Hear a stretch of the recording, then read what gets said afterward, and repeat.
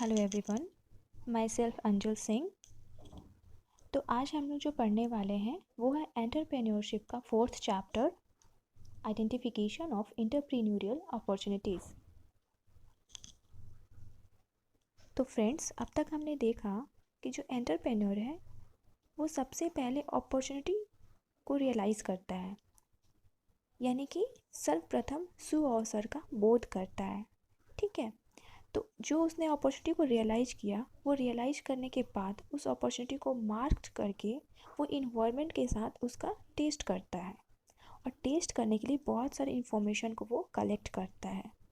तो जब ये सारे चीज़ हो जाता है तो इसके बाद अब जो एंटरप्रेन्योर है उसको ये आइडेंटिफाई करने की ज़रूरत है कि वो क्या बिज़नेस करना चाहता है, यानी कि अब उसको ये आइडेंटिफाई करना है कि वो कौन सा प्रोडक्ट हो या फिर सर्विस हो जिसको सेलेक्ट अपने लिए करे, यानी कि कौन से प्रोडक्ट या सर्विस को वो अपने लिए चूज़ करे।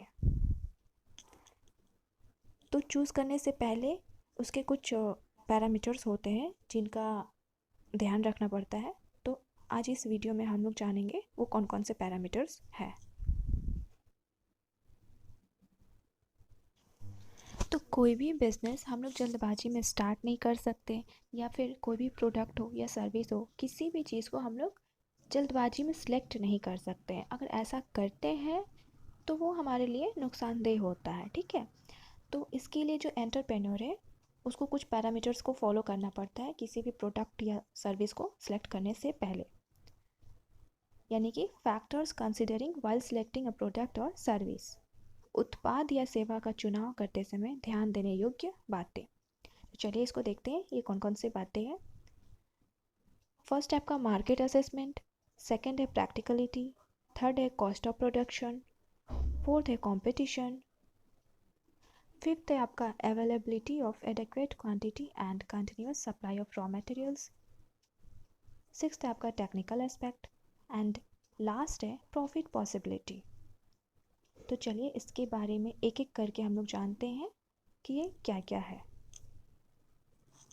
मार्केट असेसमेंट यानी कि बाजार का निर्धारण। देखिए, कोई भी एंटरप्रेन्योर है जब वो कोई न्यू बिज़नेस स्टार्ट करना चाहता है तो कोई भी प्रोडक्ट हो या सर्विस को चूज़ करने से पहले सबसे पहले उसको बाज़ार का निर्धारण कर लेना चाहिए, यानी कि जो वो प्रोडक्ट मार्केट में लाना चाहता है उसका मार्केट क्या होगा। लोकल मार्केट करना चाहता है वो, इंटरनेशनल मार्केट करना चाहता है, या फिर नेशनल मार्केट करना चाहता है। ठीक है, अगर मान लीजिए कि वो प्रोडक्ट पहले से ही मार्केट में मौजूद है तो देखना चाहिए कि जो एंटरप्रेन्योर अब जो प्रोडक्ट लाने जा रहा है उसका कारण क्या है, यानी कि वो प्रोडक्ट तो पहले से ही मार्केट में है तो अब वो क्यों लाना चाह रहा है, उसका रीज़न क्या है। तो पुराने की तुलना में उसके नए प्रोडक्ट के प्रति बाजार का क्या रुख रहेगा।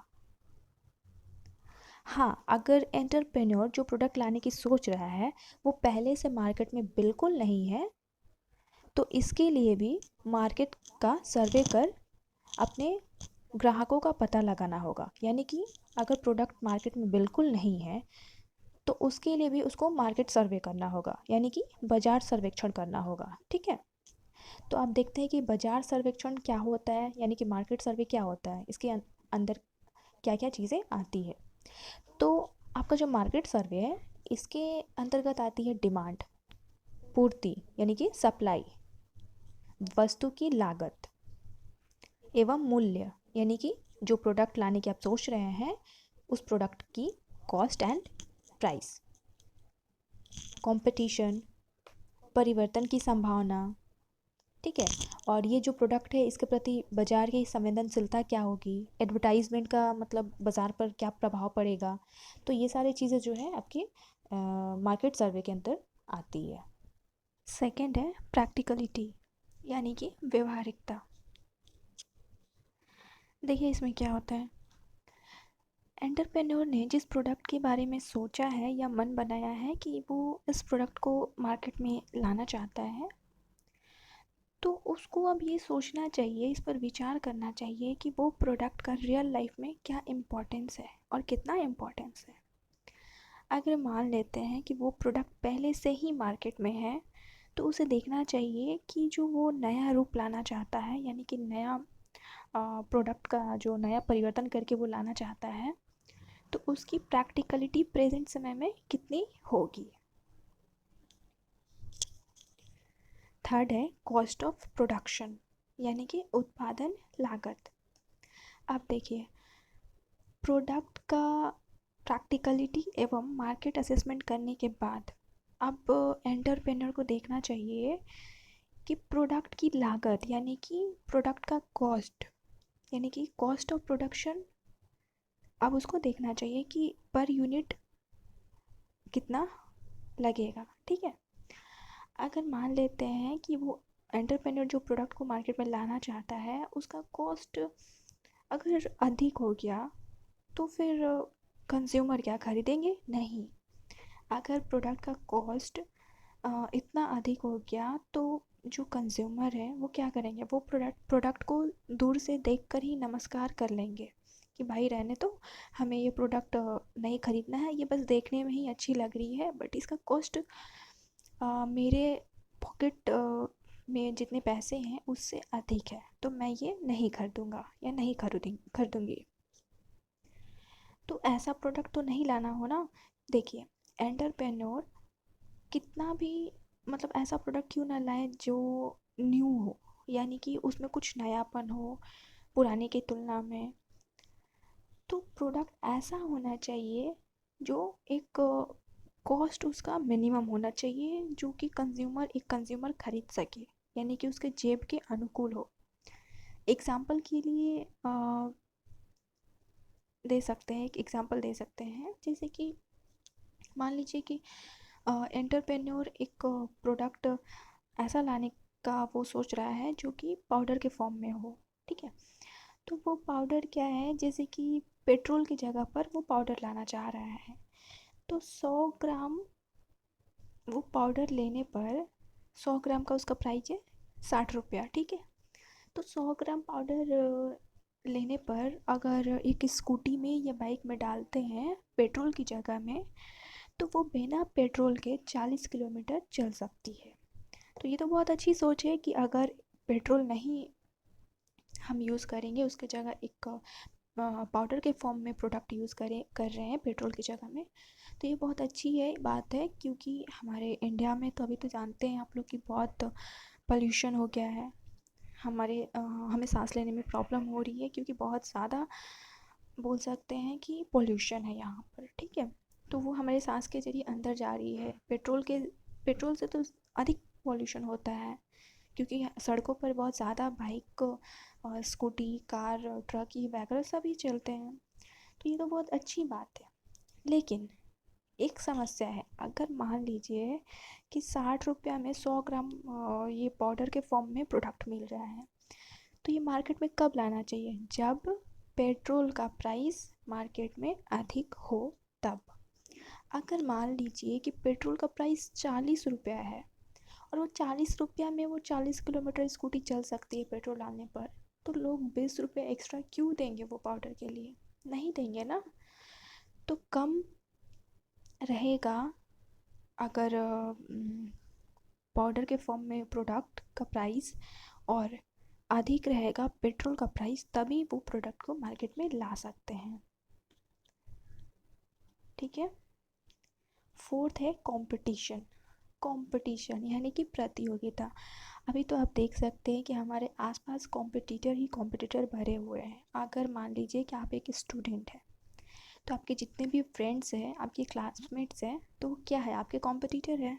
ठीक है, अगर आपके कज़न्स हैं जो कि आपके क्लास में पढ़ते हैं या फिर दूसरे कॉलेज में पढ़ते हैं सेम क्लास में, तो वो भी आपके कॉम्पिटिटर्स हैं। अगर आप जॉब करते हैं, आप एक एम्प्लॉय हैं, तो वहाँ जितने भी एम्प्लॉय हैं उस कंपनी में वो आपके कॉम्पिटिटर्स हैं।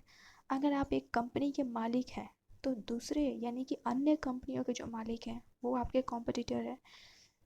तो बोल सकते हैं कि हमारे लाइफ में, जीवन में कॉम्पिटिटर्स ही भरे हुए हैं। ठीक है, अगर आप किसी एग्ज़ाम की तैयारी कर रहे हैं, जैसे मान लीजिए कि आप यूपीएससी की तैयारी कर रहे हैं, आप स्टेट पीसीएस की तैयारी कर रहे हैं, रेलवे की तैयारी कर रहे हैं, बैंक की तैयारी कर रहे हैं, तो आप अकेले तैयारी नहीं कर रहे हैं ना। आपके कॉम्पिटिटर्स तो लाखों करोड़ों है। हर घर में देखेंगे तो आप एक एक भरे हुए हैं। तो ये क्या हो गए? ये कॉम्पिटिटर हो गए। तो हमारे बोल सकते हैं दाएं बाएं अगल बगल सभी जगह कॉम्पिटिटर्स हैं, ठीक है। तो ऐसी स्थिति में क्या होगी, कंपटीशन होगी ना, हम हमें मतलब कि सबसे हमारी कंपटीशन होगी ना। तो एक एंटरप्रेन्योर अब न्यू न्यू आ रहा है मार्केट में, उसे अपने न्यू न्यू प्रोडक्ट लाना है, तो उसको क्या करना चाहिए, इन कॉम्पिटिटर से लोहा लेते हुए आगे बढ़ना है, तो ऐसे प्रोडक्ट को सिलेक्ट करना होगा जो बाकी कॉम्पिटिटर्स की तुलना में बेहतर किस्म और कम दाम का हो। यानी कि प्रोडक्ट अच्छा भी होना चाहिए और प्राइस भी कम हो। अगर प्रोडक्ट बिल्कुल न्यू है, मतलब कि नई तरह का है, तो इसका सब्सटीट्यूट गुड्स का भी मूल्य यानी कि प्राइस और मार्केट में इसका प्रेजेंट सिचुएशन पर भी विचार कर लेना चाहिए। फिफ्थ है availability of adequate quantity and continuous supply of raw materials, यानी कि कच्चे माल की पर्याप्त एवं सतत उपलब्धता। अब देखिए, प्रोडक्ट का चुनाव करते समय एंटरप्रेन्योर को ये भी देखना चाहिए कि उसके प्रोडक्ट के लिए जितनी मात्रा में उसको रॉ मटेरियल्स चाहिए वो मिलता रहेगा या नहीं। अब रॉ मटेरियल का सोर्स कहाँ से होगा, लोकल हो सकता है, राष्ट्रीय हो सकता है, अंतर्राष्ट्रीय हो सकता है। अगर वह मौसमी प्राप्त होने वाला हो, यानी कि किसी पर्टिकुलर मौसम में प्राप्त होता है वो रॉ मटेरियल्स, या फिर बोल सकते हैं कि अलग कंट्री से हमें लेना पड़े, आयात करना पड़े, तो स्वाभाविक है कि इस तरह के प्रोडक्ट के सिलेक्शन में एंटरप्रेन्योर को सावधानी से काम करना होगा। क्योंकि मौसम के मिजाज का भरोसा नहीं, तो फिर कब किस देश का मिजाज मेरे देश के साथ कैसा हो जाएगा स्पष्ट कहा नहीं जा सकता। यानी कि इसमें कह रहा है कि मौसम कभी भी अनुकूल प्रतिकूल हो सकता है, कब कैसा मौसम हो जाए हमें पता भी नहीं रहेगा, अचानक से हो जाता है, ठीक है। तो हमें रॉ मटेरियल्स मिलने में प्रॉब्लम तो होगी। तो फिर अगर हम दूसरे कंट्री से रॉ मटेरियल्स मंगा रहे हैं तो उस समय क्या स्थिति रहेगी ये तो कोई नहीं जानता है ना। अतः बोल सकते हैं कि प्रोडक्ट को सिलेक्ट करने में रॉ मटेरियल्स के बारे में भी विचार कर लेना चाहिए। 6 है टेक्निकल एस्पेक्ट।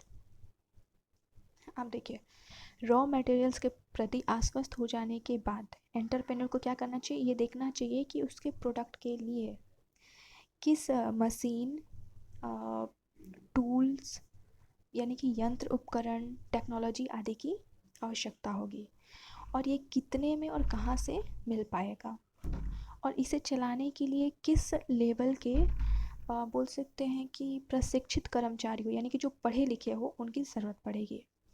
और ये जो कर्मचारी हैं जिनकी हमें ज़रूरत है, इनकी जुगाड़ आसानी से हो सकेगी या नहीं, कहीं नया प्रोडक्ट तकनीकी जंजाल में उलझ कर तो नहीं रह जाएगा। अतः प्रोडक्ट के सिलेक्शन में टेक्निकल एस्पेक्ट्स के बारे में भी विचार कर लेना चाहिए। 7 है प्रॉफिट पॉसिबिलिटी, यानी कि लाभ की संभावना। देखिए, हम कुछ भी आदर्श की बात कहें, लेकिन प्रैक्टिकल बात तो यही है कि हर एंटरप्रेन्योर प्रॉफिट कमाने की वजह से ही वो रिस्क लेता है। कोई भी व्यक्ति बिना प्रॉफिट के लिए तो कोई बिजनेस नहीं करता है, या फिर बिना प्रॉफिट के लिए कोई रिस्क नहीं उठाता है। तो ये कहने वाली बातें हैं कि प्रॉफिट नहीं करना है, प्रॉफिट नहीं मतलब कमाना है मुझे, मैं बस बिजनेस करना चाहता हूँ, ये बस कहने के लिए बातें हैं। लेकिन हर व्यक्ति के मन में रहता है कि हाँ मैं मुझे प्रॉफिट मिले, मैं ये बिजनेस स्टार्ट करूँ। तो बोल सकते हैं कि